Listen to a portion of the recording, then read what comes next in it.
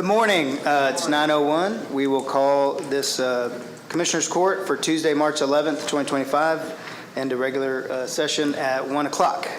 At 9:01.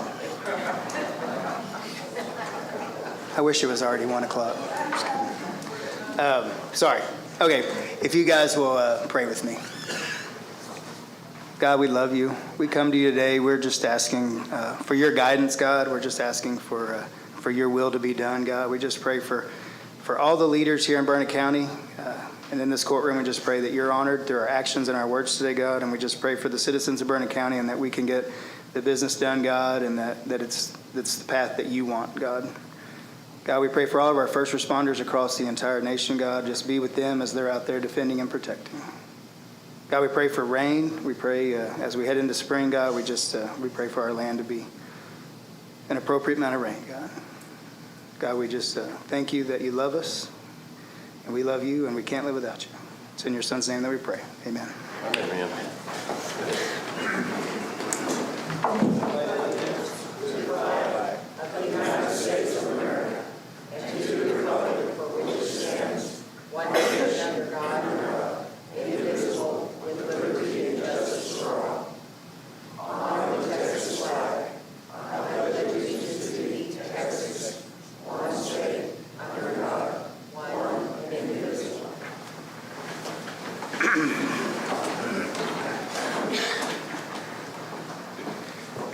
All right. If you didn't notice, we did put every controversial topic going on in the county right now in this one agenda. Okay?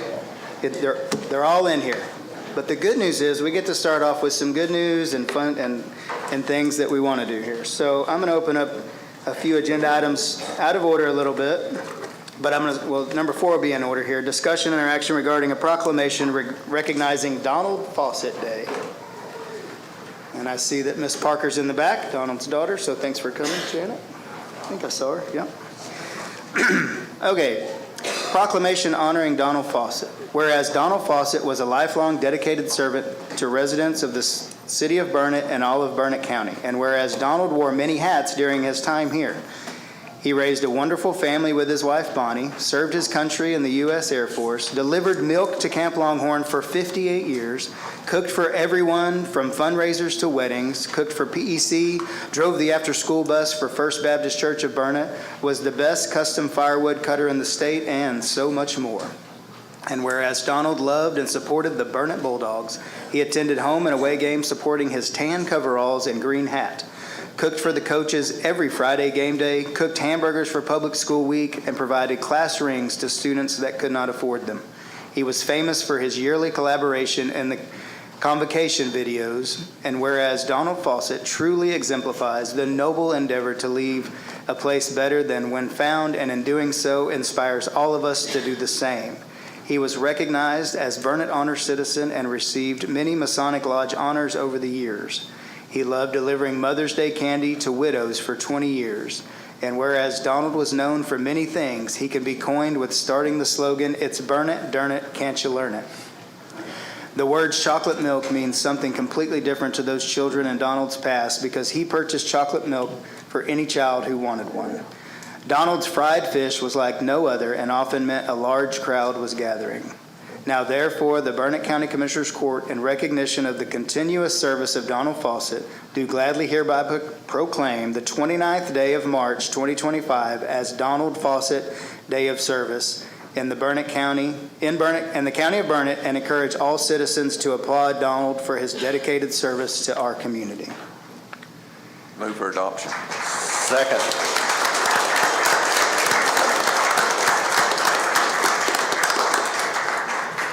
We have a motion and a second, and we do have a little bit of discussion, more of an announcement. On March 29th, here in Burnett, we are going to recognize the Donald Faucet Day of Service with a lot of things Donald. So we're going to have, at the Burnett Community Center, starting at 11, a fish fry, and that raises money for the Donald Faucet Memorial Scholarship. We're going to have raffles and fish and live music and all that fun stuff.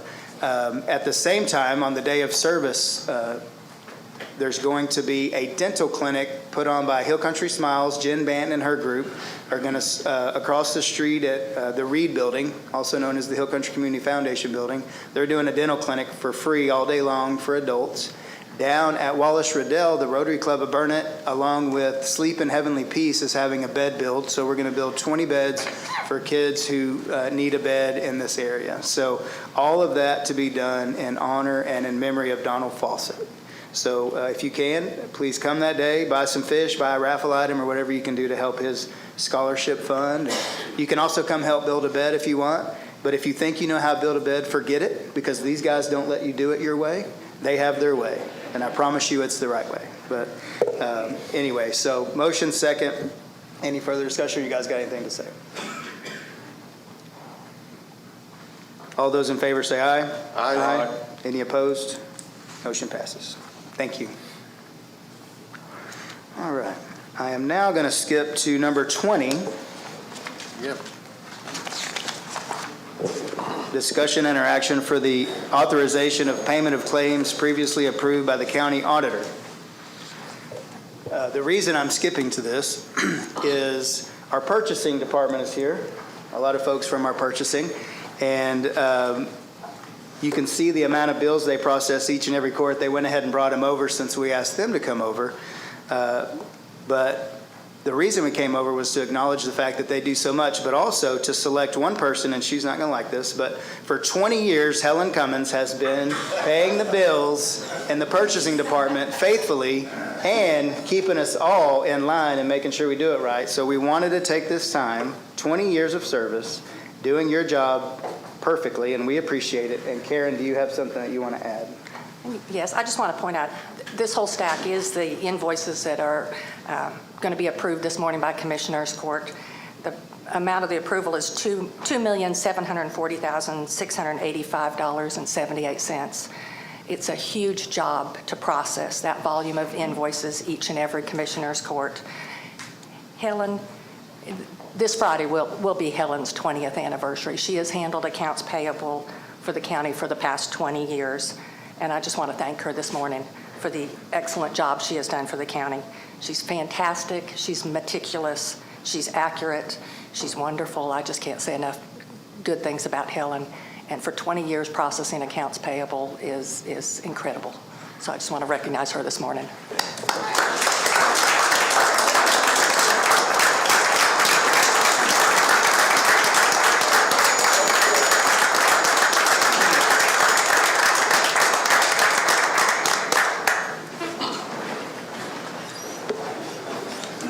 So she doesn't really like coming over here, and now I'm certain she'll never come back over here. But I can tell you that if my guys call and they say, "Well, Helen said," I'm like, "Well, then we better get it right," because And we've got our way of what we like to do things, and then there's the Helen way. Yeah. You will do it the Helen way. It is Helen's way. Yeah. She is the gatekeeper, I can assure you. You don't go in there and ask for a PO if you don't have funding for it. Absolutely. oh yeah, absolutely. Thank you, Helen. Thank you to the whole department. Thank you, guys. Okay. Do we want to go ahead and take action on that agenda item? Oh, that'd be great, wouldn't it? Thank you. Commissioner? Go back to it. All right, it's open, and is there any questions, comments, or motions? Move for approval. Second. Motion and second. Any further discussion? All those in favor say aye. Aye. Any opposed? All right, we're going to pay the bills. Thank you, ladies. All right. Okay, we're going to go back in order now unless somebody tells me they want to jump around. We're just going to get this done. Number 5, discussion or action regarding an update on... Number 3. Oh, my gosh. I just need to take a moment, reset. I apologize. I got all excited to recognize people. Public comment. I'm going to open it up now to public comment. Does anybody have any public comment? You have a 3-minute speaking limit on anything you want to talk about. No?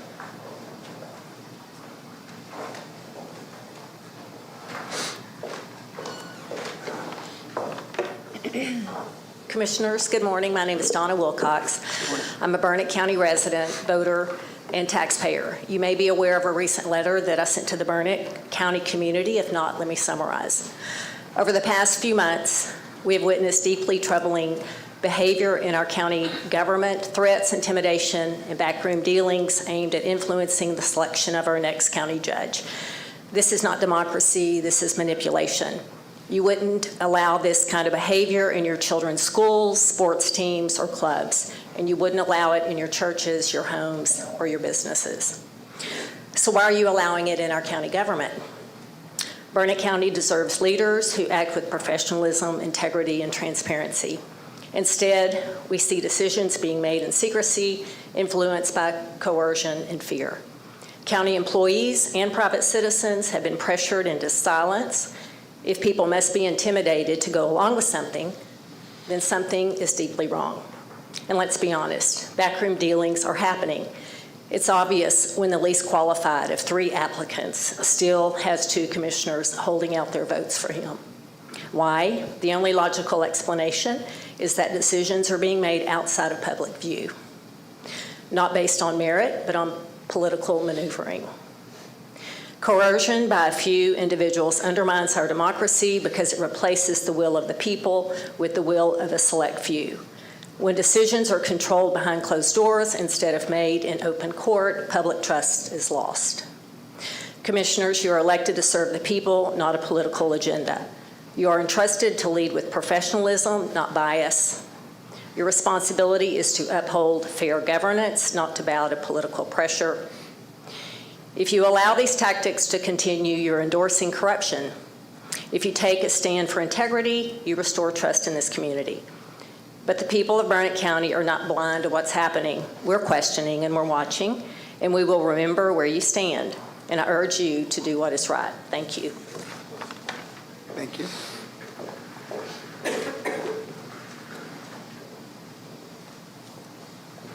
Good morning, Commissioners, court personnel, and the public.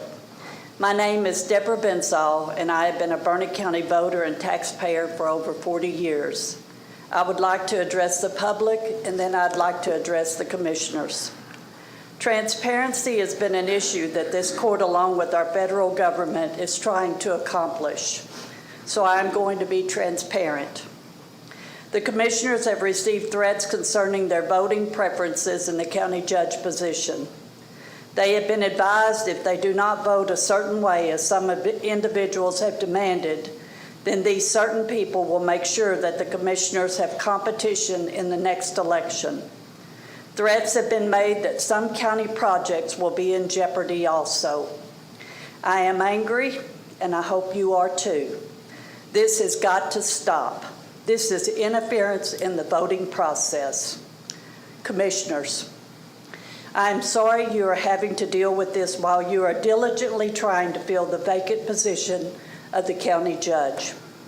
I pray you have not been swayed by the threats that you have received.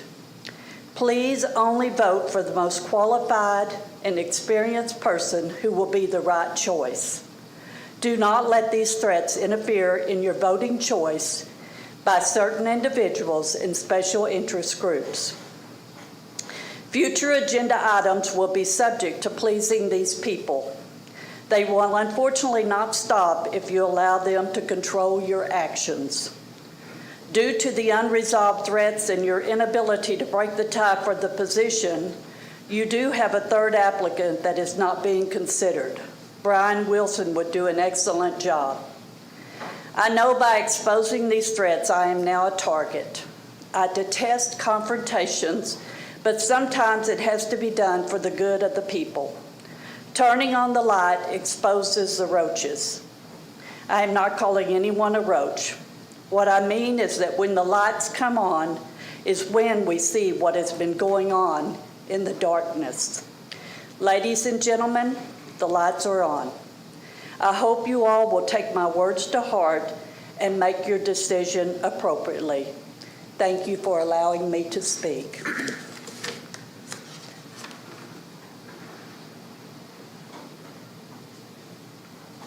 You have some yummy.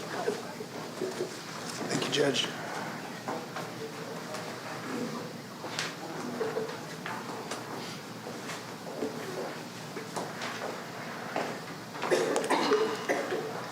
Morning, Commissioners. Morning. Appreciate y'all. I couldn't help but think, my name is Dave Rhodes, resident of Marble Falls. I'm the mayor of Marble Falls. So I kind of looked at the agenda and kind of where to fill myself in here, but I guess this is as appropriate as time as any. You know, I can't help but think, and I appreciate your open, I really do. Scripture tells us in Micah that we are to walk justly, to provide mercy, and walk humbly before our God. And it always gives us the answer. We're accountable to Him first, not ourselves, not even the voters. We do what's right, and the rest takes care of itself. There are two things in this subject that I think have not been covered, and if they have, I haven't heard it. One is the representation in the south part of the county. South part of the county is usually mostly incorporated, but there's a huge public down there that's not being represented here well. Secondly, I want to say that there's been a discussion about whether you appoint someone that's already decided to run or not run, whether that's a fair thing. Not that it really matters, but it's something that should be of concern to all of us. And at this point, it's sticky for me because I have a term to go in May. Let's say it's my intention to run for this office in 2026. Thank you.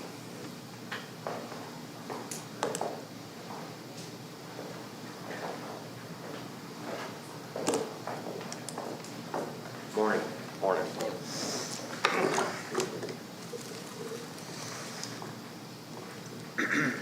Dear Commissioners, we, Andy and Donna Amber, are fifth-generation ranching family based in Williamson County, Florence, Texas. We pay property taxes in Williamson, Burnet, Bell, Lampasas, and Mills counties. Despite what may be said, there has never been any criminal activity, contraband, stolen property, or arrest made on our property. For the sake of brevity, we will highlight only the key points, but we can provide further details and evidence as needed. On June 26, 2023, Burnet County deputies Richard Murray, Joshua Bowman entered our locked and posted private property gate. They arrived in unmarked trucks, dressed in civilian-type clothing, claiming to be looking for someone with whom we have no association and who has never been on our property. Our house is a half a mile from the gate. Deputy Murray entered our attached garage and knocked on the interior door, while the other deputy walked around behind our house. Identification was only provided when Donna demanded it. When asked how they entered our gate, they first claimed they had the code to all gates. When challenged on this, they then claimed they received the code from Williamson County. We have later confirmed that our gate code has never been in the Williamson County dispatch system. My wife called me. I was down the road baling hay for a neighbor, and I called 911. I was told there were no law enforcement officers on our property. Williamson County deputies were immediately dispatched. The Burnet County deputies quickly fled from the house, but could not exit the gate because they did not have the exit code. As I arrived on my tractor, they continued behaving in a disrespectful and eventually an intimidating and threatening manner. They never identified themselves to me. They were identified by the Williamson County deputies when they showed up. One deputy ultimately drove his truck through the brush to flee the scene. We have photos and recordings to support these events. This led to our complaint process with Burnet County. A complaint was submitted that same day online, but was denied by Chief Deputy Alan Trevino due to a clerical error. The next day we drove to Burnet. They refused to come to us to meet with Trevino.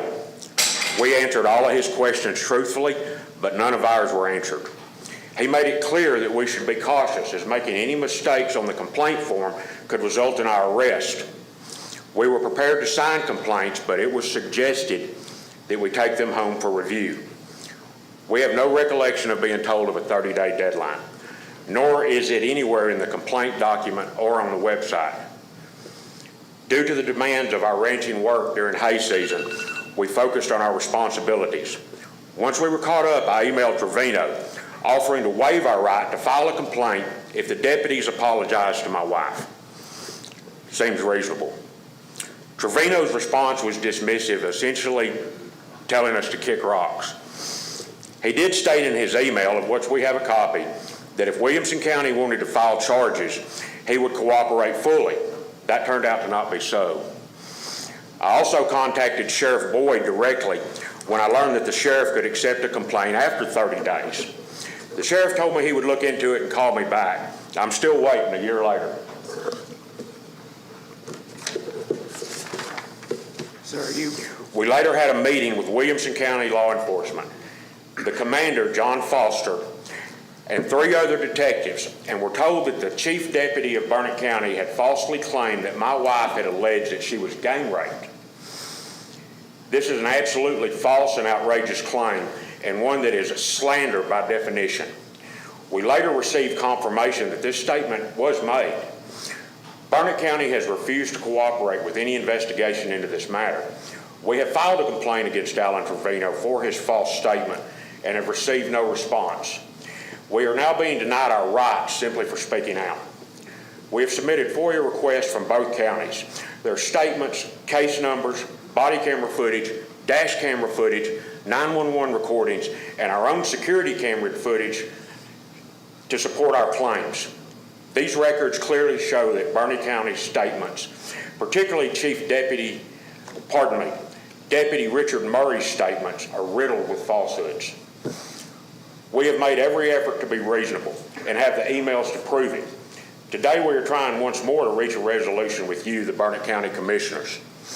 We are not litigious people. This is not about money. It is about honesty, integrity, and mutual respect. We have worked with law enforcement favorably in the past and have no desire for conflict. However, we are running out of options, and this issue will be resolved. Thank you for your time. We pray that you will help us find a fair and just resolution. Thank you.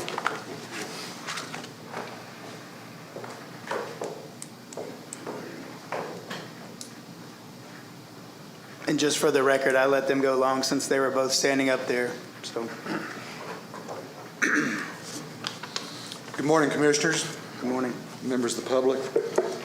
Gil Jones, applicant. I question why agenda item 18, the modification, is listed before the vote. Why do that? Failure to pick a judge is embarrassing the county. Many citizens are upset, as you've heard, and I wish you well in moving this forward. I appreciate your work, and I think I appreciate something of the position that you're in. What would be gained by modifying the process? More applicants, or none of us qualified? There is no process that will alleviate you from having to ultimately take a vote. You've heard some devastating information this morning about Alan Trevino, his lack of professionalism, bullying, and all of this from people who have absolutely no axe to grind. Andy and Donna Amburn are victims. There were already 2 reasons not to appoint Chief Trevino. One is that he's running, and that's unfair. As reported in the May 2015 Daily Tribune, when you appointed me as Justice of the Peace, members of this court were quoted as saying, "You picked me because you wanted someone who was not going to run for the office." Another situation with Alan Trevino is that he will be unable to avoid at least an unconscious bias in favor of the sheriff's office budget. That budget is already 40% of the county's budget. And now you have a third reason, one sufficient to call for him to withdraw his application from consideration. His boss, Sheriff Boyd, should encourage him to drop out while those serious allegations made by the Amburns are investigated. And investigated they must be. And we also have to wonder why Sheriff Boyd, who has the power to accept that complaint even after the 30-day period, it's in their written policy, and who told Andy he would look into it and call him back, still has Andy waiting for that call. Is it because he doesn't want to investigate his chief deputy? Most importantly for you in this moment, a little later down the docket, you have options. You don't need to change the process. You have 2 remaining totally qualified applicants. And if you aren't crazy about me, here's Brian Wilson. He may be the most qualified of all 3 of us. He's a fine gentleman with deep county experience. People want you to get this over with. I hope you find a way to do it, and God bless your endeavors. Thank you.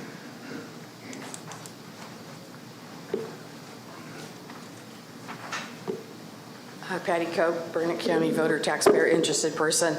Wow, allegations, threats, crime.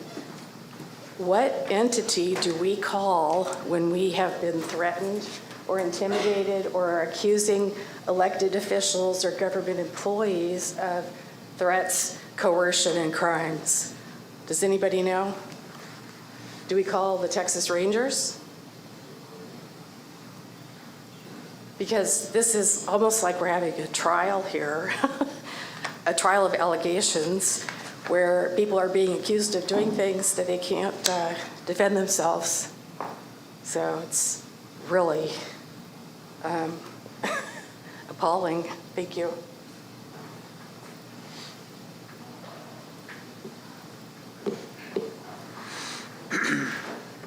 Is there any more public comment?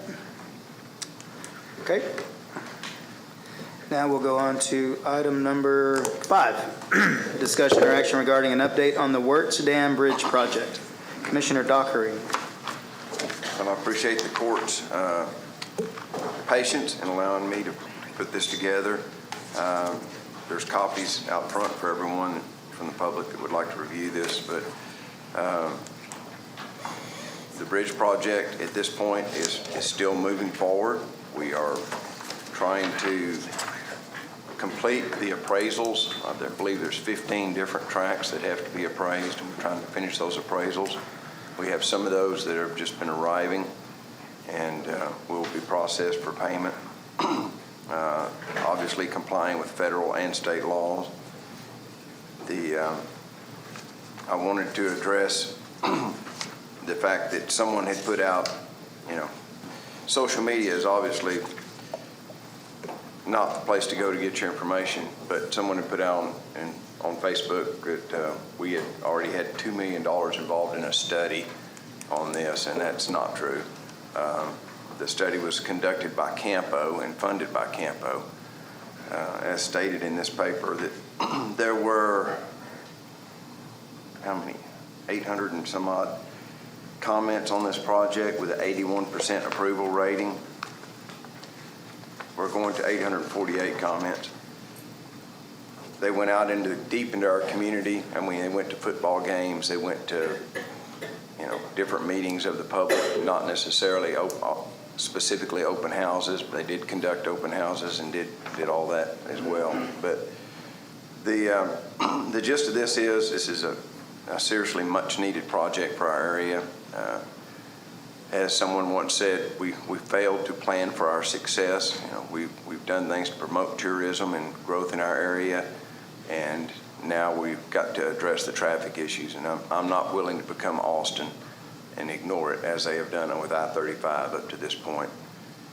So this will alleviate congestion on US 281 and improve traffic flows. And I just am providing this project status for all the members of the court and the public to review. And I'll also state that having to do with the financial side of it, we don't have, right now, our total investment on this project that's not reimbursable is to the city of Cottonwood Shores for engineering some utility relocations that we've done in the amount of $54,975. But that's been our total investment, other than an immense amount of time. But if members of the court have any questions, I'll be happy to try to answer them. No, I do like the update, Commissioner. Thank you for that. Thank you.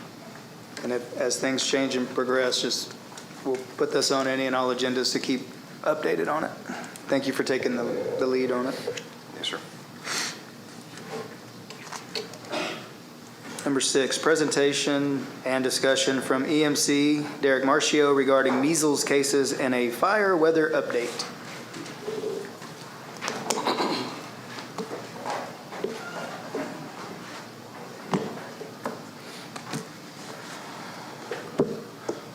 Hers like PowerPoint presentations.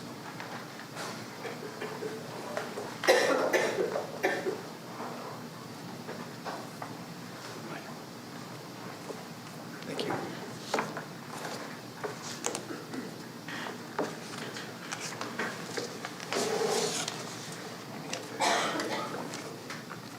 You got one more there? Yes. Back there, sir. Here, I'll run one back, another one coming to you.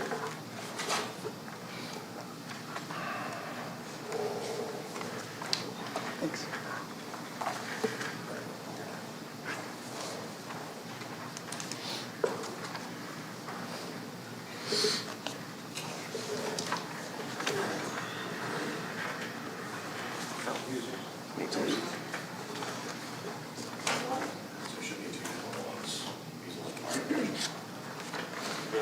Which one are we doing first, sir? I'm going to start with measles. That one should be a little shorter, quicker.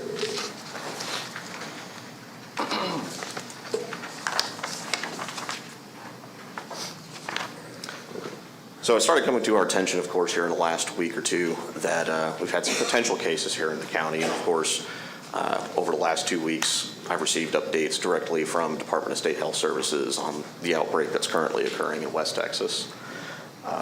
This is mostly due in part, first contact from DISH's regarding this outbreak directly to our region was due to a possible exposure risk that occurred in San Marcos and San Antonio, New Braunfels. We'll get into some of those details here in a minute, though. So kind of what we're looking at here in the county. Right now, we've had 3 possible cases reported. 2 of those have come up negative, and we're awaiting results on a 3rd case that popped up this weekend. Those results should be available today. As soon as I find out, I will be sure to push that along. Statewide, of course, this outbreak has been centered around the Mennonite community in Gaines County and has spread to other counties in that region. As of Friday, and this DISH's updates these numbers every Tuesday and Friday. Still waiting for today's update. Last I checked, no more than 5 minutes ago.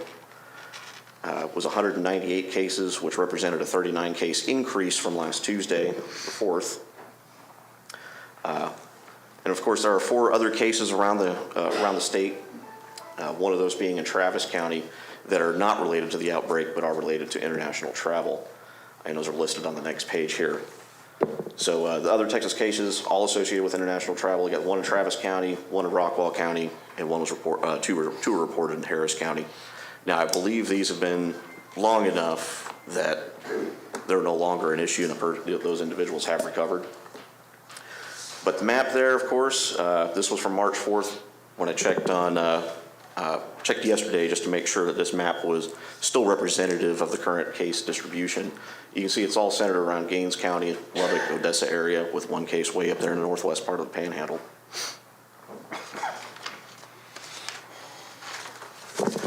Now, just for a bit of an education piece, what does it look like when somebody gets, has the measles? So it's not the rash comes immediately. It actually comes after a few days. At first, it seems like a cold or flu with moderate fever, cough, runny nose, red eyes, sore throat. After about 3 or 4 days, the rash starts to present from the face and then down the rest of the body. And that starts, like I say, on about day 3 or 4. So it's a reddish-brown rash that starts the hairline and spreads down the body, and it's also accompanied with high fever and then blue-white spots inside the mouth as well. Total run time is about 8 days. Now, how is it spread and how can we prevent it? So it's spread through the air when an infected person coughs, sneezes, or talks. The virus can live on surfaces or in the air for about 2 hours. Also by touching contaminated surfaces and then touching the eyes, nose, or mouth. And individuals are contagious for about 4 days before the rash appears and about 4 days after. The incubation period, of course, is about 7 to 21 days. So basically a week to 3 weeks. And just based off of the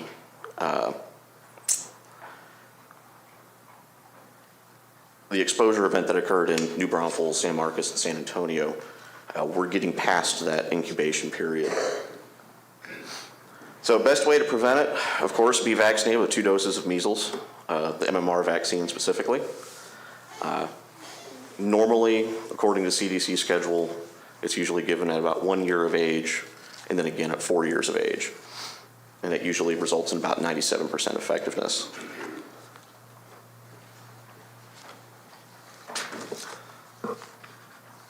So what are we doing? Currently, it's more informational than anything. Just basically tracking any potential cases that do come in and just monitoring the overall situation. Dishes, of course, has provided updates directly to Burdick County on 2 occasions via release and alert of the aforementioned exposure risk and informational presentation to area emergency management partners. And our local health authority has provided updates on current possible cases and their results. Going back to, so talking about that, was it the exposure event? So that happened on February 14th through 16th in San Marcos and San Antonio at 2 separate Texas State University campuses, and also along the Riverwalk in San Antonio on the 15th, and then travel back on the 16th through New Braunfels. So that's why we're kind of past that incubation period that would have, that upper limit at 21 days basically was on or about the 9th of March. Now, future and planned actions from my office. So we'll continue working with our local health authority and Department of State Health Services to monitor the current situation and be sure that we remain informed, and I keep you informed. Notify our appropriate partners and Commissioners Court of any updates. Public health to measles reports, basically how this works. So healthcare facilities will implement measles precautions anytime someone is tested for measles. So if it's in your local doctor's office, they're going to shut down for about 2 hours to sanitize and let that virus kind of die off. If the test is negative, the facility will discontinue any further measures that they may be taking. Now, during outbreaks, basic steps are pretty much the same. Department of State Health Services will increase efforts to ensure MMR vaccines are available in affected communities. There'll be increased efforts for public awareness and increased efforts to identify cases quickly. So we're not at any of those points just yet here in the county, and I hope we don't. Do you have any questions on that before I move on to fire potential? All right. So yesterday, National Weather Service, Austin, San Antonio issued a fire weather watch for tomorrow that has been updated to include out to 9 p.m. tomorrow. So noon from 9 p.m. now is what we're looking at. And also, as we've seen with past fire weather watches turning in red flag warnings, I would expect that to turn into a red flag warning probably this afternoon, probably in the 2 o'clock forecast cycle. But of course, current KBDI, we're averaging 511. This is only a 1 point increase from yesterday, but this is a noticeable increase over what we were seeing about 2 weeks ago. U.S. Drought Monitor remains unchanged from last Thursday. It gets updated on Thursdays. And like I say, we're looking at 64% of the county being in severe drought, with 23% being under that extreme, and only about 12% being in that D1 moderate category. Lake levels continue to drop. Of course, I think it was March 3rd, LCRA dropped stage 2 on their water conservation measures, and Central Texas Groundwater Conservation District has been in stage 4 since December 20th of last year. Just a visual representation of the KBDI. One thing I'll point out on the U.S. Drought Monitor is that area of exceptional drought that's come down around there, just southwest of, just to our southwest. That was a new addition last week, so it continues, and also the long-term forecast show basically the entire state of Texas at least developing drought conditions over the next 3 months. Actually, over the next month, and worse over the next 3. Fire danger for this week, looking between moderate to very high, especially over the next couple days.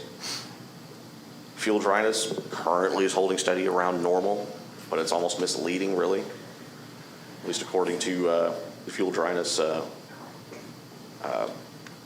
When you look at just the Fuel Model G, which is 100-hour fuel moistures versus the energy release component, which currently, energy release component's in the 50 to 74th percentile, but expected to climb near the 90th percentile over the next 7 days.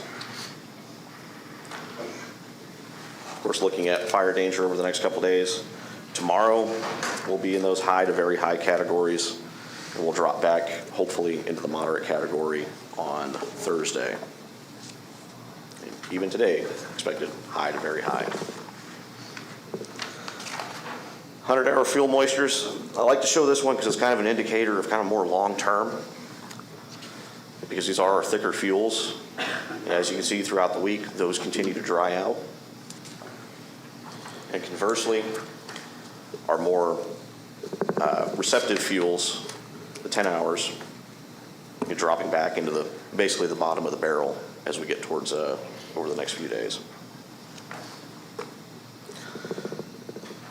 And we got the graphs here, of course, showing forecast energy release component over the next few days.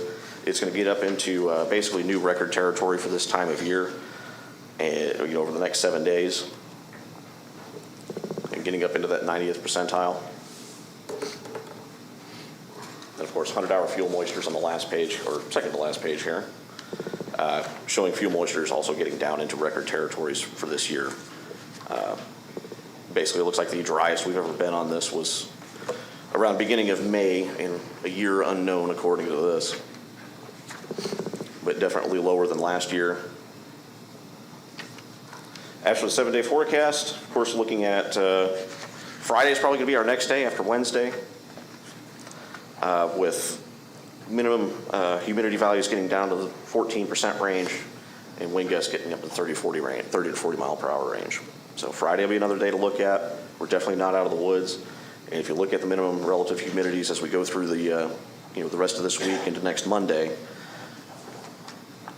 not kosher. I hate to put it that way, but it's definitely dangerous territory for any time of year. And also with those maximum RHs being as minimal as they are, especially after we get through the middle of this week, that just means that any fires that do break out will be a little harder to control and will resist control a little more. So yeah, all of that It's to dry. Do what? It's dry. It very dry. All of that to say it's very dry, and the only thing we can do is kind of hope for rain at this point. Long-term forecasts don't support anything near normal. I hate to say it, it looks like summer of 23 in February and March, and especially going through May. All right, thank you, Derek. Number 7, discussion or action regarding amending payroll procedures to include automatically adding holiday leave for dispatch employees to bring their regular scheduled work week hours up to 40 hours per week. Carrie in here?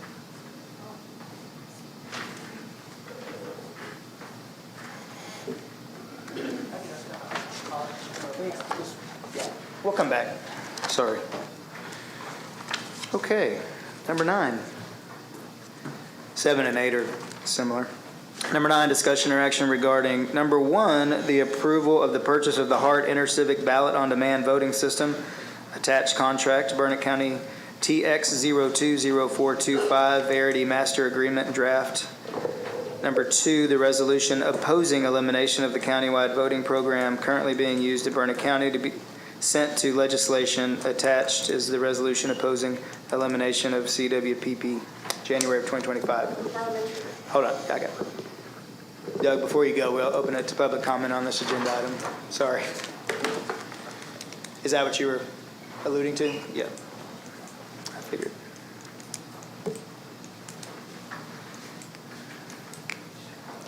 I have a question, or several questions about the contract. Has the county attorney reviewed the Hart contract? Okay. And so, as a voter, when I go to a polling place and I fill in a ballot and I vote, I'm expecting to cast a ballot. And The terms of this contract state that voters are also authorized to interact with the software in a manner consistent with user instructions for the sole purpose of producing a cast vote record during the course of an election.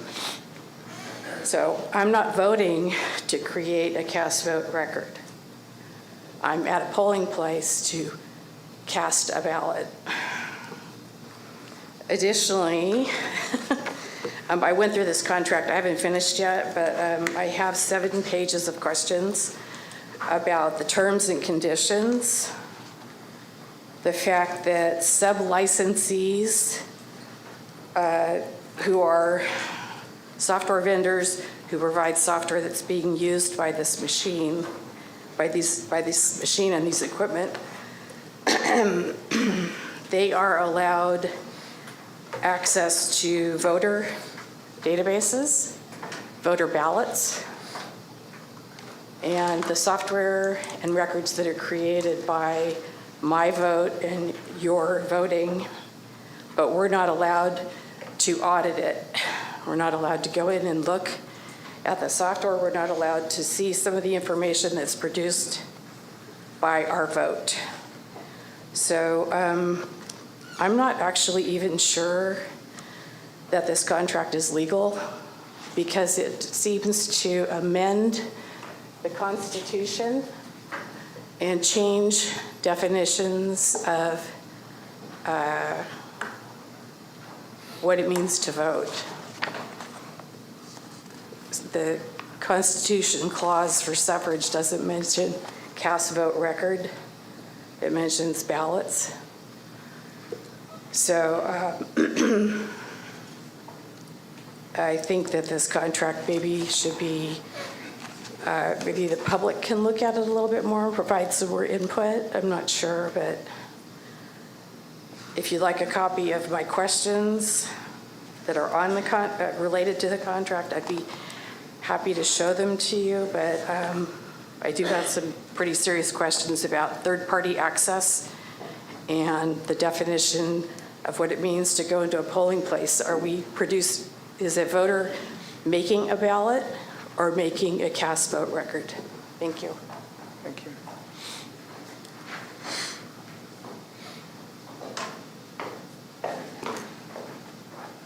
Gentlemen, 2 related questions that I think need to be looked at. One is, and I've asked these questions, and maybe I'm not that bright. I'm assuming this new system comes at great cost or significant cost. Fair enough. As a mayor, we typically contract with the county to perform elections. It's not come to my attention or come across my office yet. Would this additional cost be passed on? Because we currently pay. What will the additional cost be, if in fact there is an additional cost to the city to perform elections elections performed by the county? And would it ever be considered could a city opt out, hence not recoverable? Your funds might not be recoverable should the cost for this be significant, and the city want to take it on by itself. Thoughts?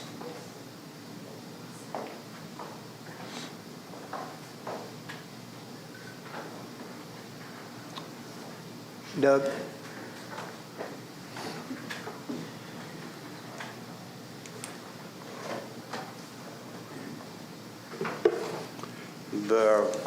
Good morning. Good morning. I'm Doug from County Elections. Do I need to answer any of these questions? Yeah, I mean, if I would be glad to. The term cast vote record that she was talking about, because this is a paper ballot system, that it actually prints a paper ballot, that ballot becomes your cast vote record. It's not producing something instead of that. That ballot actually is the cast vote record. I'm sure the language is somewhat generic in that contract, because Hart deals with a lot of different kinds of voting. You know, their particular voting systems vary depending on what the county's needs are. But the cost of the equipment is not something that we directly turn over to the entities that we're having elections with. The equipment part of the invoices that we send out to all of our cities and school districts, the equipment part of that is a very small portion.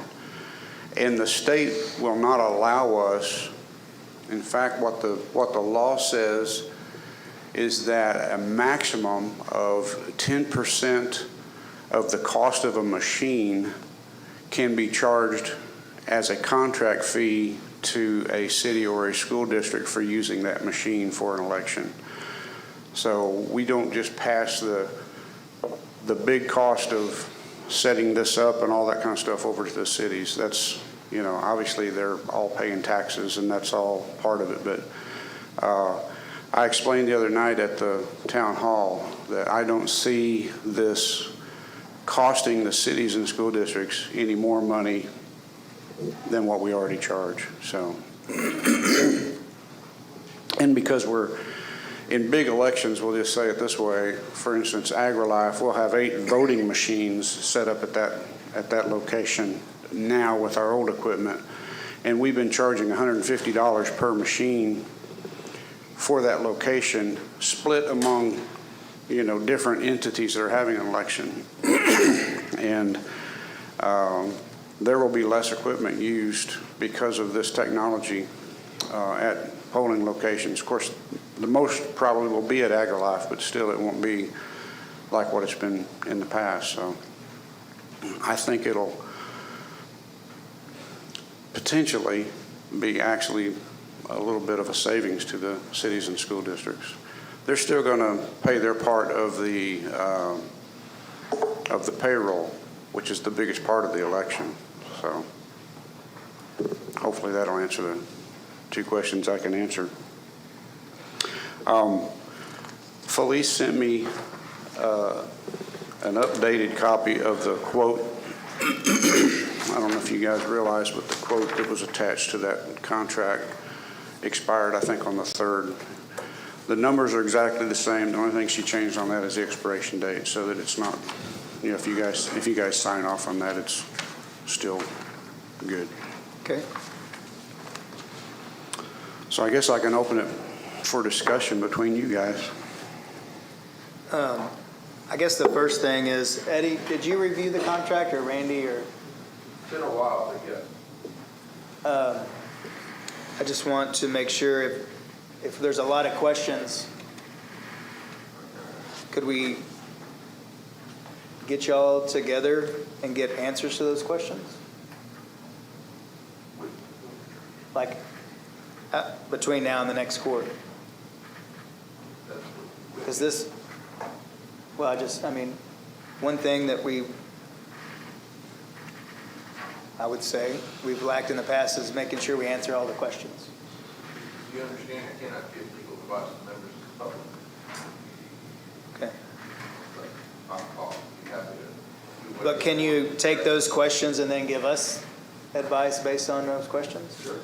And then between Doug and give the answers? Sure. What do you guys think? No, I think Hart Intercivic needs to be part of that conversation. I don't want to kick the can, but really if I would like at least open it up to a meeting where we can get some answers on some of the questions. Can those questions be answered now? She said she has a book of them, so we could try, but without Hart here, we might not be able to. Can we have Art here at the next one? What I would like is for them to all sit down in between and then, still get Hart in here for the next one, but I think all the questions and getting up to that is probably not made for court necessarily. We want to get all the answers out there in court, but unless we want to do another workshop on it, but it'll be more specific to finding out her questions, and then if we have any more questions too, before we, and the invoice or the bid goes to, or the quote goes to the end of the month, so we could do it on the next court and still have time if it vets out, right? Does that allow you enough time to get your equipment in? It's getting pretty tight right now because I'm supposed to have my public test next week. And they've told me that if this was signed, that I would have equipment for the public test and someone here to help with that. We have to be mailing ballots by the end of next week. If there are any military applications, those are just for military. The rest would be for domestic mail ballots, but I'm not sure if we have any military ballots in our, or applications, I should say, received yet. I don't think we do. So we could probably get away with pushing it out a couple more weeks. Okay. Is this a vendor that's on the DIR, the state DIR? So the contract's been reviewed by the state as well? Yes, sir.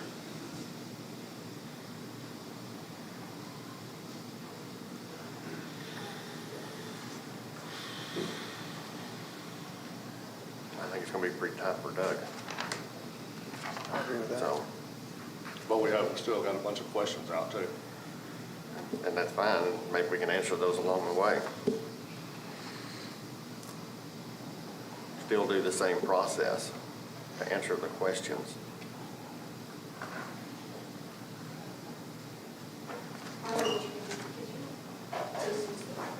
I'm bad at that.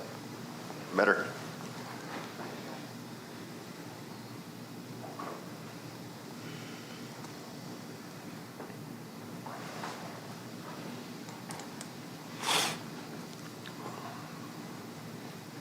When do you think you could have the meeting? I mean, it would be Doug, the county attorney, call Hart, see when they can get here and schedule a full afternoon to really go over it.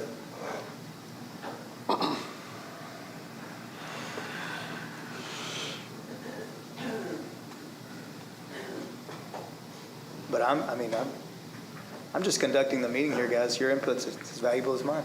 I mean, so. Can I get a clarification on a statement this gentleman made? He said 10% of the cost could be passed on, but then you said that there would be no significant cost addressed to their client, which would be the cities. It's $1 million, 10% is a lot of money. Well, it's not, we're not going to use every piece of equipment we own for the city of Marble Falls. Wherever you're located at and how we split out the bills, especially if you guys are, let's just say for this election, you'll have Texas Tech and Church of Christ that are in the city. Those two locations may use, I'm just going to guess, let's say 6 billable pieces of equipment. Those pieces of equipment, individually, their purchase price, the state says we can charge up to 10% for the use of that piece of equipment for that election. What we do now, we don't charge that. I think the equipment that we have that has been in service since 2005, I think we paid about $3,000. It's roughly $3,000 a piece for those E-slates and the JBC.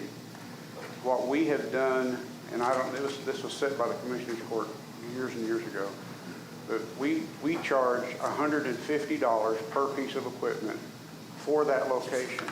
Now that location may be split. Obviously, it's in the city of Marble Falls, but Cottonwood Shores has an election. They're going to pay part of that. City of Granite Shoals has an election. They're going to pay part of that. So it's all split out, but it's just on those pieces of equipment that are used at those locations. That's the way it works now. That's the way it works now, and So it'll continue. everything's compared to what? Pardon? To me, everything's compared to what? We're moving from one system to another system. So how does that one thing, because you said in your first statement there would be no cost impact. I'm having trouble with that one. Yeah, I mean, it's going to, the pieces of equipment are more expensive now, I mean, 20 years later, but we're still only going to charge a portion of each piece of equipment to each entity for the election. I get it. So it really shouldn't significantly change, and I don't know if it'll go up or go down, but it won't significantly change. Okay. We don't know. Mayor, do you want to be in on this meeting? Or someone representing the city. Yes, sir. Well, sure. Your designee is fine. Thank you. You're welcome. I know it's going to make it tough, Doug, but And we do what we got to do.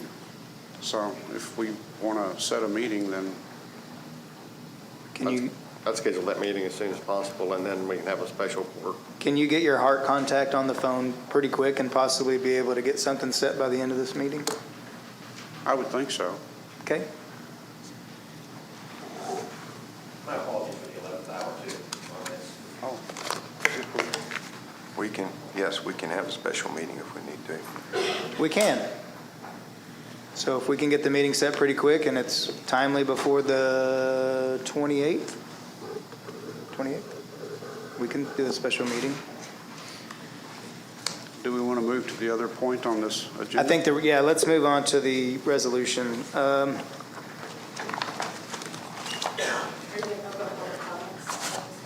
Yeah, we'll open public comments on the resolution before you go, Doug.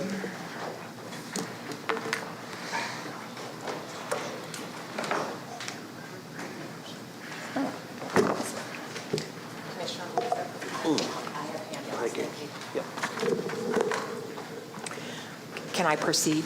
Yep, yes, ma'am. Thank you. I may go a few seconds over my 3 minutes, so I ask for a little indulgence, please. Good morning, Commissioners. Claire Nybro, Burnett County voter, taxpayer, and interested person. I would like to highlight the legal deficiencies with the countywide polling place program. The program, while initially introduced as a convenience and perhaps as a cost-saving measure, has now been demonstrated to have unacceptable critical defects. Ballot secrecy is compromised as occurred in the March 2024 primary.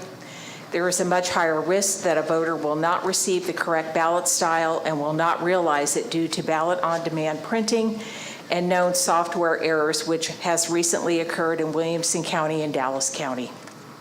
Auditing by precinct split has been made almost prohibitively difficult. Ballots from every polling place must be sorted by precinct split and then combined. Attempts have been made to compensate for these unacceptable critical defects. By withholding public election records, which is a violation of the public information under Texas Government Code Chapter 552. By redaction of every voter's precinct number and polling place, which is a violation of federal law under 52 U.S.C. Section 20702. Such redactions make the cast vote record unauditable, which violates Texas Election Code 122.001A10 and federal law under 52 U.S.C. Section 21081A2. I have provided you with the affidavit of Barry Wernick filed in November 2024 in U.S. District Court. This affidavit, based on Mr. Wernick's research of publicly available data, shows that ballot secrecy violations affected 78,281 voters on the March 2024 election day in the 96 counties that participated in the countywide polling program. I strongly encourage reading Mr. Wernick's affidavit as it provides crucial evidence of the program's flaws. Among those whose ballots were exposed include State Senators Angela Paxton, Royce West, and Molly Cook, U.S. Congressman Colin Allred, State Representative Reggie Smith, Mr. Wernick himself, along with a whole host of Court of Appeals and District Court judges, county judges and commissioners, former sheriffs, Democrat and Republican Party officials, precinct chairs, and ballot board members, and other prominent people. Governor's name will soon be added to the affidavit. It will be amended, and he's also the ballot of the Diocese of Houston and Dallas have also been exposed as well as Jane Nelson and her husband. It is clear that Chapter 65 remains the only viable option to correct these legal deficiencies and ensure the integrity of our elections. In light of all the evidence now under consideration by a U.S. District Court, a prudent commissioner might want to think twice today before signing a resolution to continue the countywide polling place program.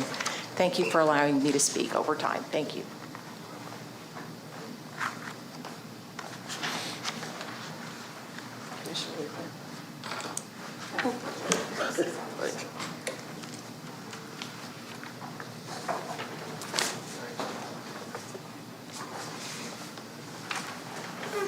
I'm Patty Cope, voter, taxpayer, interested person. I'm also opposed to this resolution for the reasons that Ms. Nybro mentioned. There has been a declaration that was sent to the county judge, commissioners, election administrator, discussing all kinds of issues with the Stephanie, can I give you this one too, please? Issues with the countywide polling program and the secrecy. There's a copy of the federal, as well as the declaration. That's just for you. Stephanie, those last ones are just for could you give those to Vicente, please? Thank you. Sorry about that. My primary questions have to do with where did the resolution originate? Was this written specifically by the county? Have the county party chairs looked at it and approved it? Have the precinct chairs looked at it and approved it? And have the voters had a chance to have input on this resolution?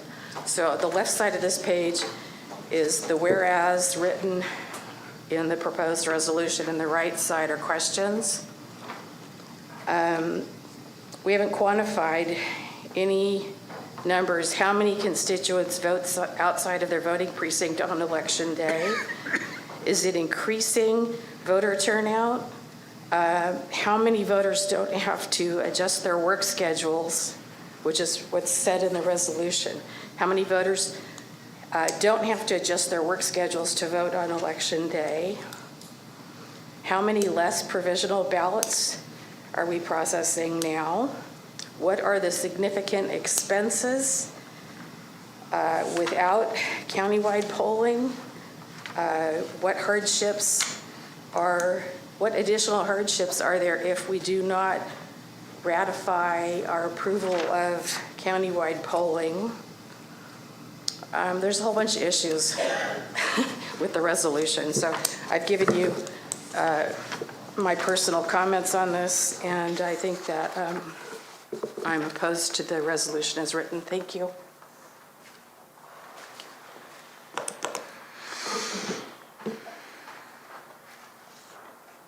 Okay, Doug?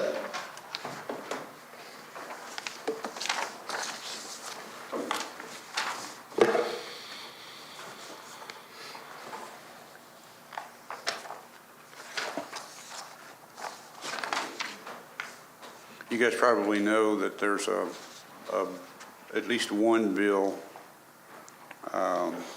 in legislation to eliminate the countywide polling program. And from what I can gather on our county listserv, most, if not all, counties are speaking out against the elimination of this program. Even counties that don't even participate in the program are stepping up to send a resolution to the legislation saying that they're not in favor of the dismissal of this program. So the person that was mentioned earlier was a politician that lost his election in Dallas County and called for a recount, and I think he lost by 500 and something votes, which of course in Dallas County that's not a whole lot of votes. But in this recount process, there's no redaction. You're literally working with the raw product. You're working with the actual ballots that were cast. You're working with the lists that are from each polling location of who voted that day. And quite obviously, if you wanted to work really hard and had the time, you can probably figure out how a few people voted. If a person was the only person voting from a particular precinct that voted at that polling location that day, and their name's on the roster, and you find that ballot style, you're going to know that that's that person's ballot. The law changed with the